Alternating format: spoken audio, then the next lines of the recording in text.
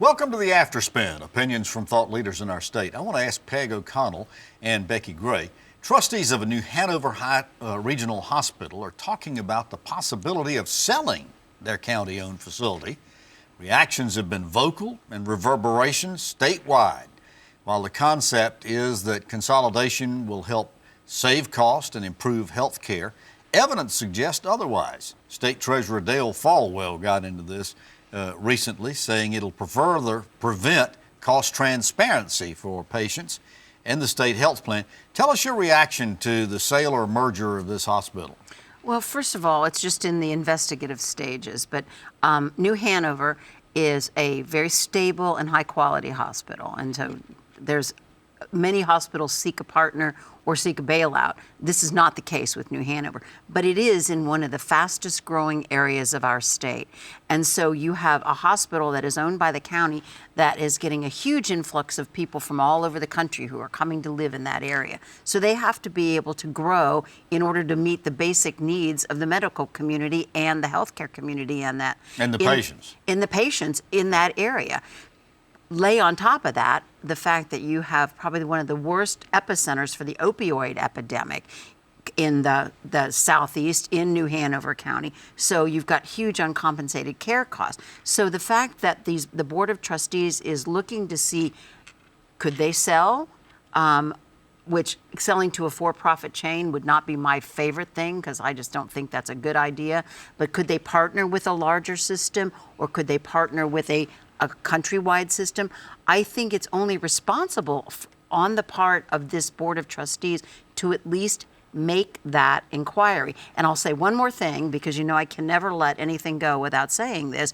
If Treasurer Folwell is so concerned about transparency and the financial stability of New Hanover County, he should get behind the efforts to expand the state's Medicaid program, which would then alleviate a lot of the cost pressures that are on New Hanover. But part of all of this is that Treasurer Folwell says it'll reduce competition, and he's very concerned about that. And that he also cites statistics saying that whereas these mergers are touted or takeovers or whatever, sales, whatever you want to call them, are touted to be able to save administrative costs, deliver, that's not the case. It just doesn't work out that way. Well, as Peg mentioned, first of all, this is a very fast-growing part of our state. There are a lot of people moving there, and, we want that economic growth to continue, and being able to provide health care in those communities is a very important part of this. Well, it's essential in that area of the state. Exactly. And as Peg has mentioned, this is in the investigative, beginning to talk about this and look at it. I think that Treasurer Folwell is well within his responsibility to bring up these points as they are investigating. There are plus and minuses for both ways of doing this,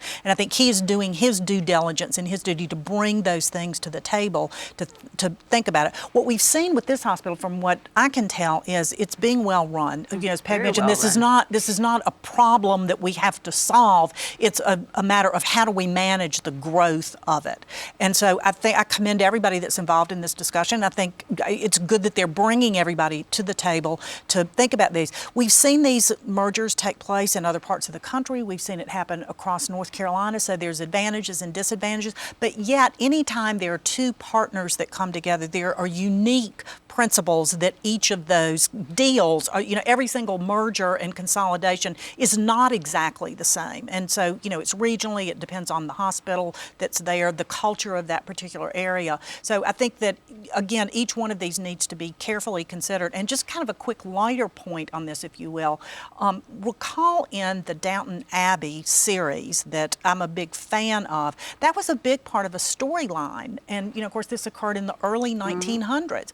You may recall, the Maggie Smith character was very opposed the Dowager was very opposed to any kind of consolidation or merger with another hospital in their village, and Lady Grantham championed that. And there was several episode that was part of the discussion with it. So this whole notion of what you do, and of course there's a lot of pride in your local community, in your local hospital. And so you want to be very careful as the way you go forward with these things. I think that's one of these things, and as you said, it's in the investigative stages. But obviously the trustees of New Hanover Regional Medical Center felt that there was enough to go public with this conversation. Well, that's just not the kind of thing you can keep secret, and if you try, you are going to have a riot on your hands. So, Well, they pretty near do, don't they? well, I think. But on both sides. What's going on in Wilmington and New Hanover, it is a place of two places. It's the new place and it's the long-term community. And I think that's the tension you're getting, which is sort of the story of every place in North Carolina. But, New Hanover County is no longer a sleepy little seaside village. Oh, no. It hasn't been for a long time. It was our state's largest city for Right. many, many years. Right. But is this going to prompt more consideration and more mergers of hospital systems? I don't know that this particular situation will prompt more, but I think that, the questions facing healthcare and how do we provide healthcare and how do we reduce the cost of healthcare and how do we deliver health efficiently across North Carolina is what is going to prompt more of these discussions. Because, I think hospitals who didn't look to the future are some of the ones that have closed. I mean, to the last breath, they were like, this is our town hospital, but a lot of those are closed. So as much as I hate it, I think it's only responsible on the part of the management of that hospital. Well, and you talk about changing towns. This past week or so, we've seen 2 hospitals announce they're no longer going to do birthing centers in their hospitals. It's a changing market. There's no question about it. Well, thank you for watching the After Spin. We'll have more video all during the week on ncspin.com.